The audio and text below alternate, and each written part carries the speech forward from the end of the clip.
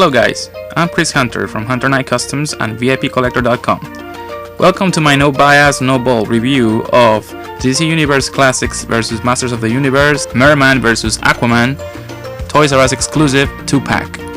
This is the second wave of the Toys R Us exclusives that began last year with He-Man vs Superman and Lex Luthor vs Skeletor.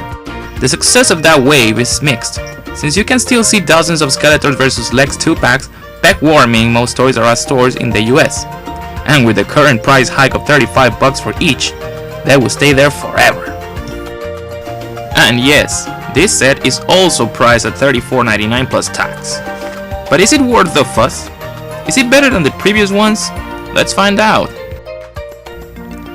They both come packed in the standard blister card seen in previous releases of the line, where the two seem to be clashing against each other, mixing them in one oversized massive set, perfect for mint-on card collectors.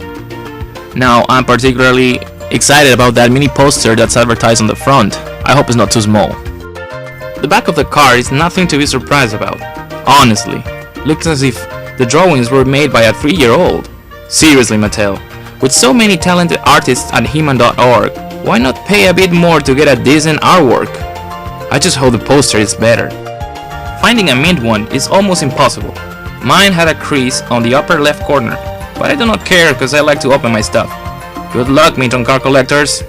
You're gonna need it. The bios are exactly the same as their earlier releases. And as you can see, the Merman on the back is green instead of blue. This blue Merman is a tribute to the early mini comics, drawn or sometimes inked by Alfredo Alcala. These mini comics came packed with the vintage figures of the 80s as a marketing tool, so your child would pester you to buy them more toys.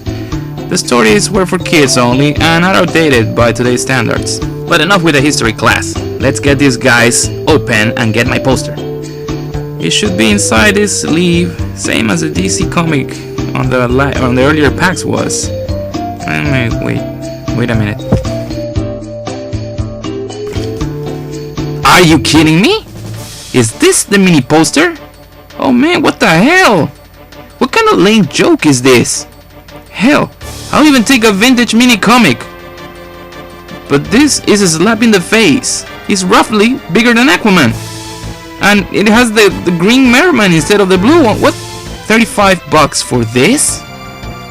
Come on, Mattel, you gotta be freaking kidding me. I thought it was gonna be a different artwork. Oh, I get it. Cause it's so cool that you can just display it on your, let's say, garage, or atop of your Dark Knight poster, or hell, you can even frame it. Why can't you learn from Hasbro?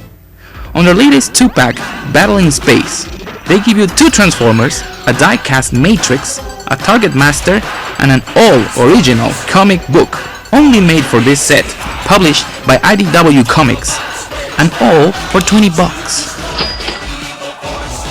Is it so expensive for you to pay, let's say, Val Staples or Emiliano Santa Lucia to make an exclusive comic? Or is it that you just hate so much your true fans? Sorry, but the only place I will be displaying this is near the toilet. Now let's check the figures. You get the same Aquaman from Wave 2, with subtle differences. In this case, he has been molded in less brighter colors than Wave 2. His belt is now colored in metallic gold, different than the bright yellow of the previous one. The scales on his chest have a much nicer detailing with a subtle pearl dry brush to give him that oceanic look. Since he is a reissue, his ankles have pivots, unlike the recession-inspired ones we have been getting since Wave 12. What, you didn't know? Let's bring Sinestro from the Walmart 5-pack. Let's pry his ankle and see. There you have it. The new feet are one single molded piece of plastic. They have no foot covers, and of course they do not articulate to the sides. Aquaman is old school, he does have pivots.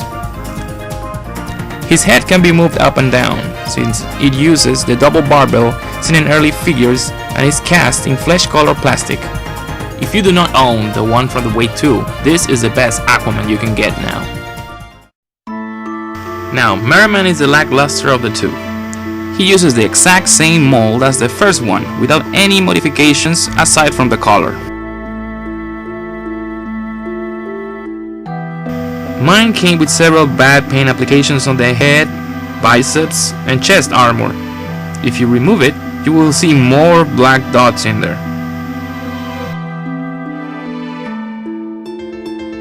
He comes back with a two-tone sword, akin to his color scheme, and no more weapons. When you compare it with the Matty release, you will notice that the paint applications, the washes, and dry brushes on his armor are better executed in the green one.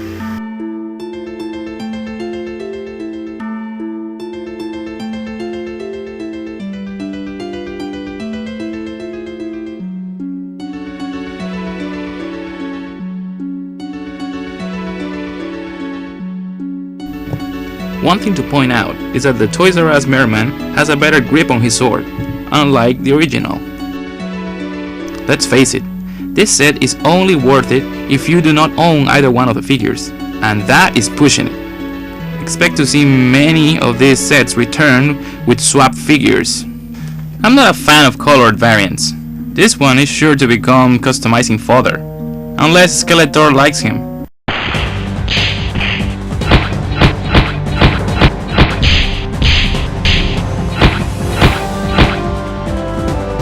I guess not.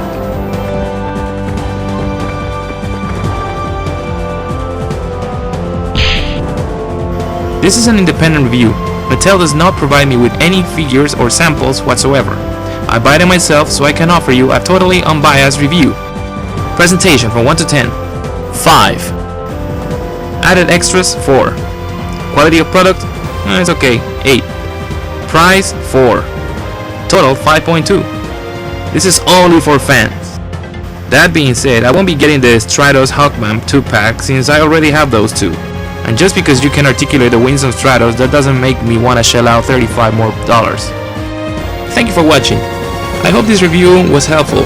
I tried to make it without any overhyped fandom, so you can decide for yourself. See you again in another No Bias No Bull review brought to you by VIPcollector.com and Hunter Knight Customs. See you on the toy aisles.